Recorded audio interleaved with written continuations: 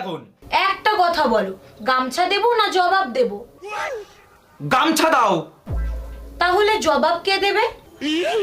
আরে বাবা, আমি কি এই বাড়িতে শান্তিতে থাকতেও পারবো না? কেন পারবে না? এটা তো তোমারও বাড়ি, ওর জন্যই তো তোমাকে আমি থাকতে দিয়েছি। তোমার এই উপকারের কথা আমি জীবন ভর মনে রাখবো, কিন্তু এখন দয়া করে গামছাটা দাও, আমার হাতে সময় খুবই কম। কি গো, এমন কথা বলো না। তোমার যদি সময় শেষ হয়ে যায় তাহলে আমার শীতের সিঁদুরের কি হবে? আরে তুমি তো দেখছি বিধবা হওয়ার জন্য উতলা হয়ে উঠেছো। আমি মরার কথা বলিনি, আমার অফিসে জরুরি মিটিং আছে, আমাকে গামছাটা দাও, আমি বাথরুমে যাব। কিন্তু বাথরুমে কিসের মিটিং? মিটিং অফিসে, বাথরুমে না। আর তোমার মিটিং নিয়ে চিন্তা করতে হবে না।